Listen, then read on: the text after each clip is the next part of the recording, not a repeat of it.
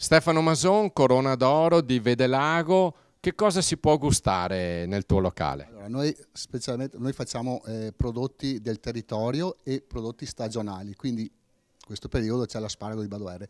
Noi collaboriamo con l'asparago IGP di Badoere e proponiamo una vasta tipologia di piatti particolari con l'asparago e pizze, logicamente, perché noi siamo nati come pizzeria tanti anni fa. Dopo ci siamo evoluti, siamo diventati anche ristorante, sembrerebbe anche di qualità. Ricordiamo i nostri amici da casa se vogliono venirvi a trovare, gli orari e dove siete. Allora, siamo nel comune di Vedelago, il paese esattamente è Albaredo, e siamo qui da sempre praticamente, perché la mia famiglia è storica di Albaredo, i miei bisnonni avevano la locanda, il mio nonno aveva la locanda, dopo si è trasformato in ristorante con i miei genitori e io proseguo la dinastia dei ristoratori di Albaredo.